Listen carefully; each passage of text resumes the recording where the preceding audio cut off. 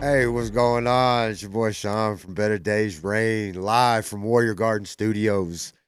Today I got a good friend of mine. I think we've known each other for about 3, 4 years now. Brandon Mickey. How you doing, Brandon? I'm good, thank you. Yeah, how's it feel to be on TV, bro? A little nerve wracking. A little nerve wracking, you know. You want to say hi to mom? You Yeah, want? yeah. Hi, mom. I love you. So, today usually how we do this, we talk about addiction recovery. We do a little back and forth conversation, man. But what's really important for the people to know is our stories, where we come from, the struggle, how hard it is to come out of not only addiction but that way of life, right? Yes. You know what I'm saying? So, I want to give you the opportunity to tell your story, bro. Okay. Yeah, take off, man. Well, my name's Brandon. I was a crack cocaine addict for about 14 years. Uh, it started off just for recreation. I always told myself when I very first recognized that I have to have it instead of just using it for fun, then I'll quit. But that was an invisible line. It didn't exist. I Right. jumped across that line to addiction and didn't even realize it. Ended up losing everything. I was homeless here in Amarillo, homeless in Plainview, Lubbock, uh, St. Angelo. Uh, I was homeless in Long Beach, California, and Los Angeles. Uh, when I first got homeless here, I was sleeping in my truck, and I thought, man, this sucks, sleeping in my truck. And then it progressed worse, and then I didn't have a truck to sleep in. I was sleeping in alleys and underpasses and the vacant buildings in the parks. And then I realized, hey man, I wish I had that truck back to sleep Yeah, it's kind of one of those things where like life starts to spiral out of control. Oh yeah, yeah. Why the bounce around? You know what I'm Going saying? Like why from town to town, going like to different rehabs. going to different rehabs. Yeah. Um, and this is one thing I always try to touch on, right? Because we have programs of recovery, we have treatment centers, Mm-hmm. and then we have prisons. You know what I'm saying? Yes. Um, and I think all three kind of fail at the same place, which is a reconnect. You know what I mean? Like Uh-huh. when we're done with the program or when we're done with treatment, what happens next? Like where do we go from there? Yes. You know what I mean? And when I hear you say bouncing around from rehab to rehab, um, so why that bounce around? Like what happens when you fall off coming out of rehab? Well, I've been to probably 5 or 6 different rehabs, and most of them I went to 2, maybe 3 times. You know, And I'd go to rehab, and I'd get out and go straight back to using. So after a while of using, I would go back to rehab. I guess I just didn't want to give up. If rehab didn't work this time, I got to go back to another one. I got to go back. I got to keep going back. Well, because where I was at wasn't an option. Using drugs wasn't an option. That's why I went to so many rehabs, because I just kept trying and kept trying. And so when you came out of rehab, was it like a hopeless feeling? What brought you back to using? Was it um, uh, struggles with finding work? I mean, like, well, I mean, it was craving the drug. I was scared of the unknown. What's going to happen when I do get sober? Will I be able to do it? Uh, I had to step out of my comfort zone completely, yeah, because I was used to being on the streets. I knew what to expect. It was normal. But living a responsible life like a responsible adult was not normal. It was out of the ordinary for me, and I was scared of the unknown, scared that I might not make it. Um, what was your support system like? I had a good support system from all my family. My mother was my enabler, but there at the end, she stopped enabling me. I mean, like, so were they there with you like day to day, or was it kind No, of no, I would smoke crack by myself. I'd get it and go home and stay in the house. isolated real bad? Yes, You so looking back at that, and then looking at your recovery today, you have how many years sober? 13. 13 years Well, sober. next month will be 14 years. Dude, 14 years. Yeah, next month. Congratulations, bro. Thank you. Congratulations. That's a landslide. You know what I'm saying? That's a huge turnaround. Um, Mm-hmm. if you could look back on those days and go taking what you've learned now and applying it to life, reflecting back, what do you wish could have been played out a little bit different that would have helped, that would have been a benefit to you as far as your recovery, say 14 years ago? I wish I would have got off of it a lot sooner. Yeah. But each individual has to hit their rock bottom. I'm thankful for the gift of desperation, because if the drug wouldn't have led me to such a desperate place and situation, I would have never got off of it. I would always been just content enough with that lifestyle not to change it. Do you feel comfortable talking about that desperate situation? Yeah, That rock bottom? yeah. Explain your rock bottom to us, bro.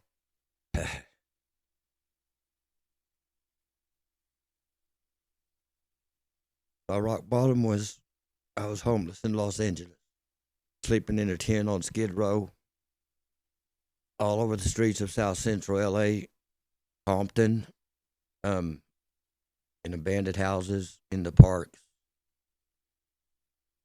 in the alleys. Yeah, I never been to Los Angeles. I went down there to a 6-month rehab to Long Beach, California, and it's a 6-month rehab. And after you're there 3 months, you can leave the place and get a job and do meetings, but then at a certain time, you got to come back to the facility. You know, Right. well, I didn't have 3 months left. I couldn't leave the place yet. But one of the locals that grew up there in Long Beach, he did have his 3 months and he could leave. Well, he started using, and he's bringing the crack cocaine back into the bathroom of the rehab facility. And I seen him in there with it, and I immediately turned and walked away and tried to forget about it. About 5 days later, I seen him in the bathroom doing it again, and I turned and walked away. Then about a week after that, I seen him in the bathroom of the facility smoking crack again, and I asked him for a hit. And I took a hit, and then I took another hit from him. And then about an hour after that, well, I left the place, the rehab. And I was homeless in Los Angeles for about a year, roughly a year. What did that entail? Like, I mean, It was rough. I've never been to California. No, I've never been to California other than that time. It's a lot more fast paced. There was no familiar sights, no familiar people. I recognized nothing. I might as well have been on the moon. Nothing was familiar. right. Nothing. I had nobody down there. Almost like an alternate reality. Yes. I was dirty, stinky. Like I said, sleeping in a tent on Skid Row, sleeping behind the Compton bus station. Yeah, it got pretty rough real fast. Yeah. Skid Row's a rough place. Compton's a rough place. Especially for a white boy, right? Yeah. Yeah. I was in the wrong neighborhood. Wrong neighborhood. Yeah, I get it, bro. I've been there too. I wasn't on Skid Row, but I was homeless roughly for about 10 years in Dallas, Texas. And it was very similar. Wrong neighborhood, sleeping in alleys, sleeping wherever I could not get wet. Yeah. You know what I mean? Anywhere that would block the wind, you know.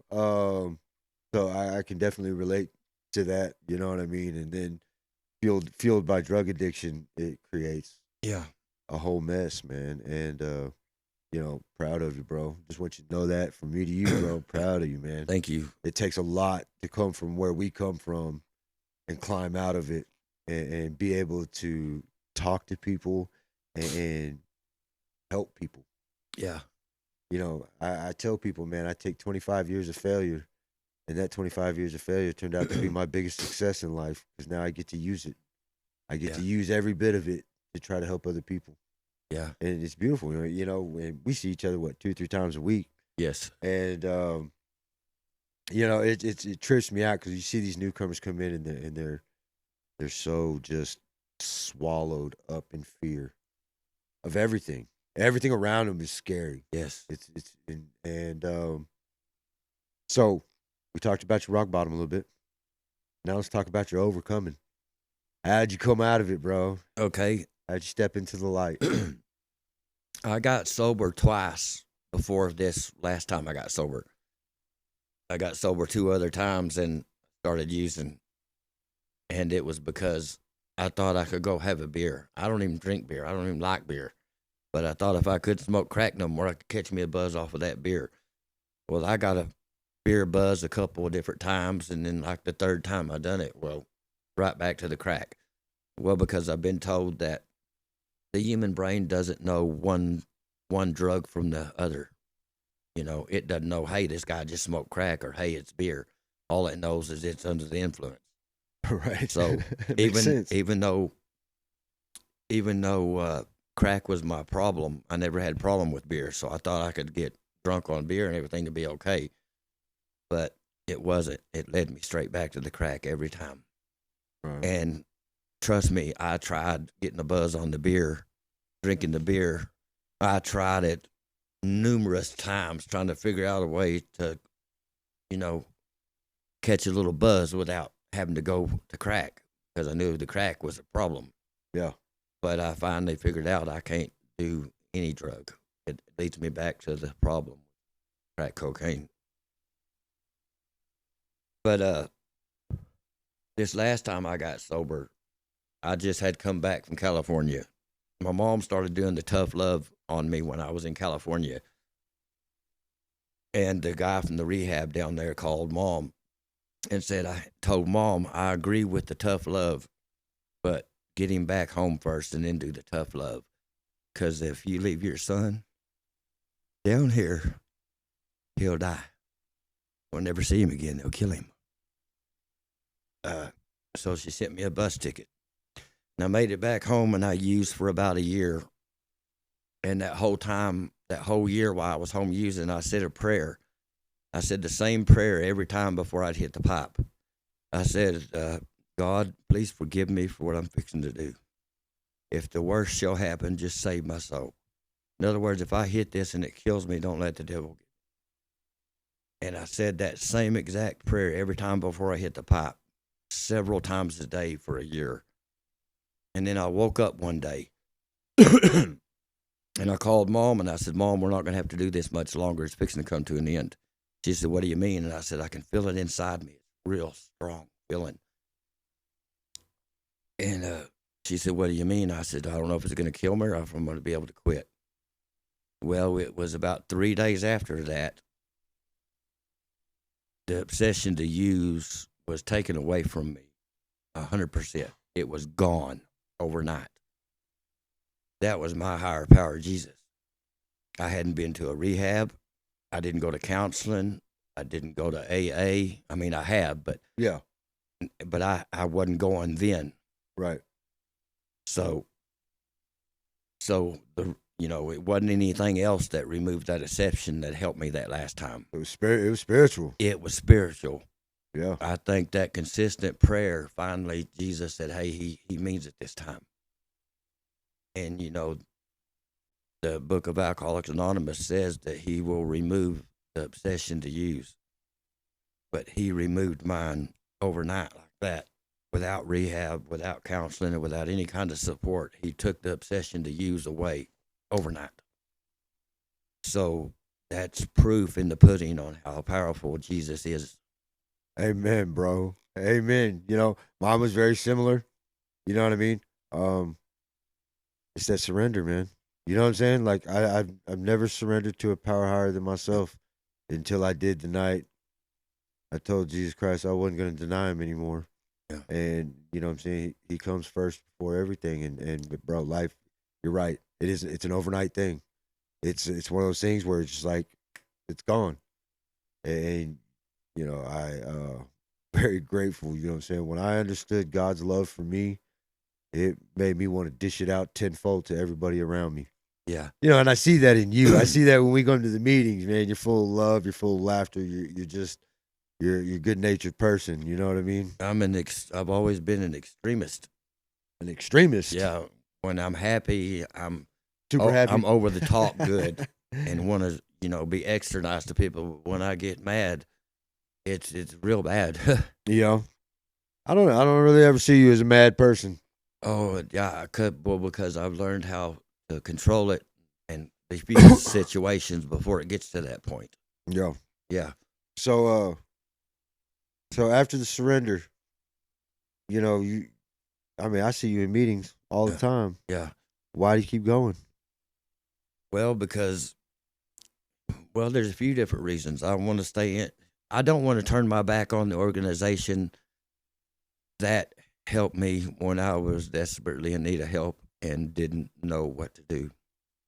That's gratitude, bro. And I can tell you, I go to probably 4 meetings a week, and I really probably don't need to go to that many meetings a week, but I do because through the years I've built a relationship with the people up there. I like to go up there and see them, even if we wasn't having a meeting. I want to go up there and hang with them for a little bit. Yeah. Yeah. I And get it.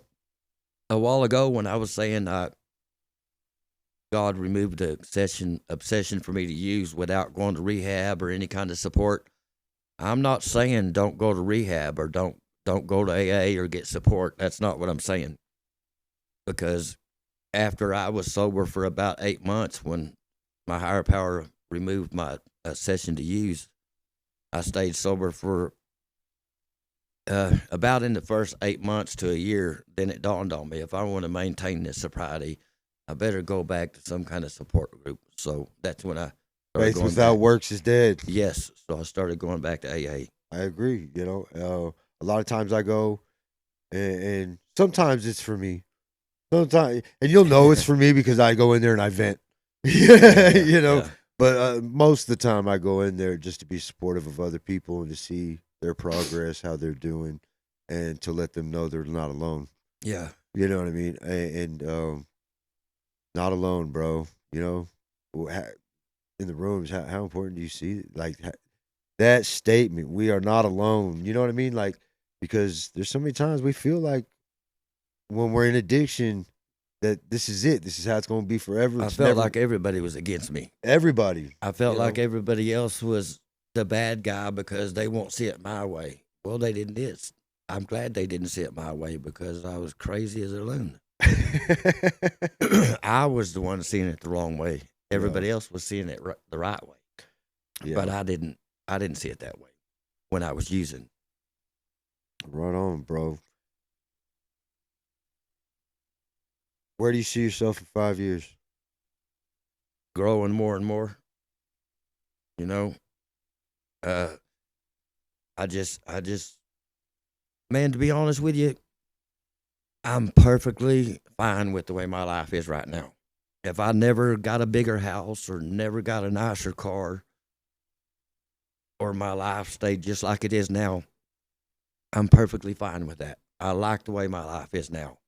The grass is not greener on the other side today. It's green on my side, and I like where I'm at. Peace, bro. My life is better now than it was even before I started using, because I never used drugs until I was about 26. Right. Yeah. I mean, I was a heroin user for a long time, and I didn't start using heroin until I was 30 years old. So, that peace of mind that we're talking about. Yeah. You know what I mean? That is Priceless. Yeah, it's priceless, bro. Like it's worth more than anything. You know what I mean? And I think it takes good people to stand beside us to help us keep that peace. Yeah. Because we like to stretch stuff out. You know what I'm saying? Like Yeah. we get that addictive mindset and it drifts off into other things. You know what I'm saying? Like I've heard you talk about your dirt bike career.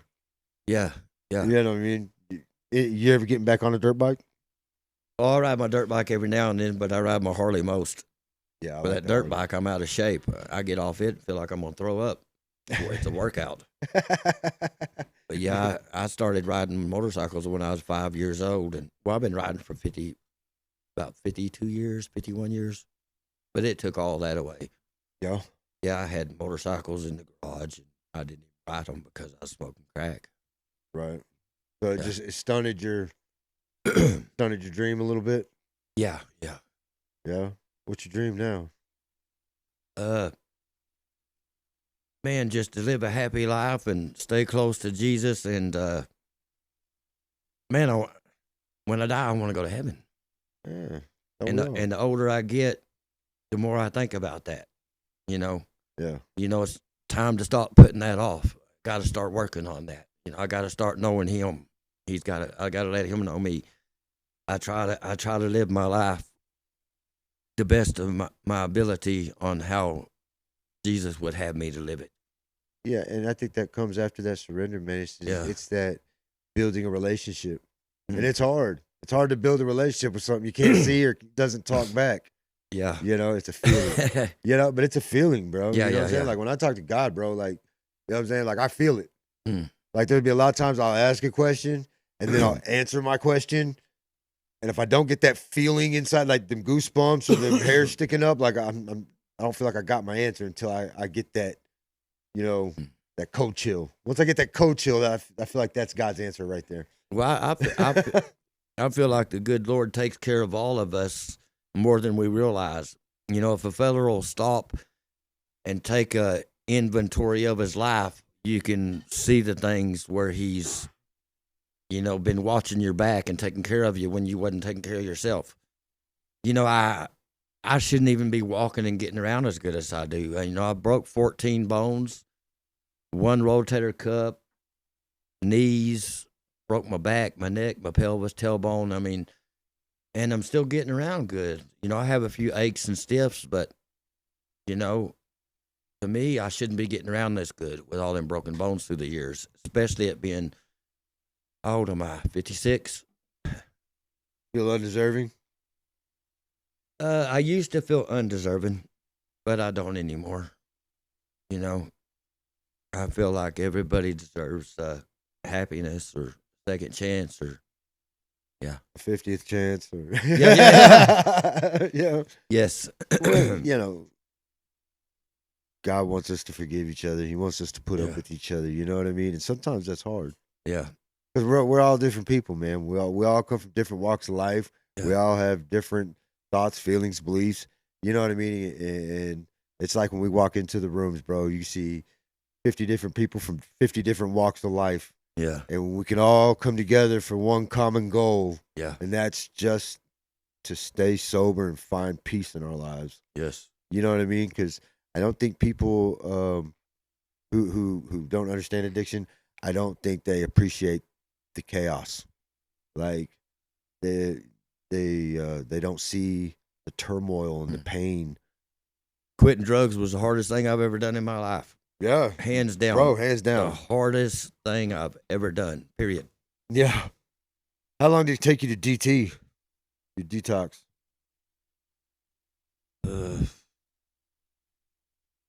I don't know. I know whenever I got sober this last time, right around the 1 year mark is when it dawned on me that, hey man, your life's pretty much, you know, getting back to normal. I haven't even thought about or craved a hit of crack cocaine, and I don't know how long now. Yeah. So right around the year mark of being sober was when I felt like I really was mended just enough to have a good fighting chance to stay sober. Yeah. Yeah. And you get some legs underneath you, you get some Yeah. knowledge underneath you, you be able to grow a little bit from it. You know, and you know, that's one thing I always like to try to tell people too, man. If you get some stretch of time and you go back out, you know what I mean? Like Rough. yeah, it's rough, but you don't forget. Yeah. Don't forget what you've learned. Yeah. You know what I mean? And just pick up where you left off. And I think that's the hardest thing for people to do. Yeah. Is to just pick up where they left off. And I think when people do that, they get a sense of overcoming that going back out. You know what I mean? Yeah. Versus being beat down by it. Yeah. You know what I mean? When they're allowed to show up and say, "Look, I made a mistake, and I'm growing from it." Yeah. You know, if anybody ever does have some clean time and ends up going back out again, most definitely don't be ashamed or embarrassed to come back. Right. I've heard a lot of people say, "Oh, I was embarrassed to come back in the rooms. I didn't want nobody to know I messed up again." We've all done it. Everybody. Yeah, Everybody. more than once. I mean, I'll be real. I have never met somebody who's done it. I mean, I've heard about it, but I've never seen somebody ever just do a one and done. Yeah. You know, ever. Yeah. Like I've never just seen somebody drop it and walk away and Yeah. just never step back into Not that me. ring. I wanted it all. You know what I mean? Like it's like a boxer that doesn't know how to quit boxing. Yeah, yeah. You know what yeah. I mean? He drives it out till he's 45 years old and takes a brain concussion or something, or detached retinal, Yeah. before he quits. We're fighters on the inside. And well, Brandon, man, I got a lot of respect for you, bro. I got a lot of respect for the service work that you do. You may not notice it, bro, but like when we show up to meetings and to support of other people, Yes. it means a lot to those people. Yeah. You know what I mean? When people see our face, our faces in there is service to people who are still struggling, still trying to grasp it, still trying to decide if it's real or if it's craziness, or you know what I mean? Because we get a lot of people, man, that walk in the rooms, you see them 1 or 2 times and that's it. Yeah. And I feel like that's because of external influences, a lot of it. I mean, some of it's internal, but a lot of it's how we treat people. Yeah. You know what I mean? Or the drug just calling them back. Or the drug just called them back. There's so many variables to it. You know what I mean? But, bro, very thankful you came out today. You know what I'm saying? I know we kind of did this last minute. We were sitting in a meeting last night at 8 o'clock, and I was looked over like, Brandon, you want to come do a show? And he was like, yeah. I was like, cool, let's do it tomorrow. Because we're trying to get the message out, bro. We're trying to reach as many people and save lives, man. You know what I'm saying? That is the ultimate goal, is to save lives. You know what I'm saying? Get people off this stuff, get them reconnected to a healthy life, and show them that they're not alone. There is support systems out there that people can get involved with and actually be a support system for somebody else as well. You know what I mean? Yes. So, my name is Sean Daniel. Again, Brandon Mickey, man, had a great show here at Warrior Garden Studios. This is Better Days Rain. We like this to be as interactive as possible, so please like, comment, share with as many people as you can, even if it doesn't involve you, if you don't struggle with addiction. Man, there is tons of people out there that do. There's people on your friends list. Can I do a shout out? Struggling with the problem right this minute. You know what I mean? And anything we can do to help those people, we want to do.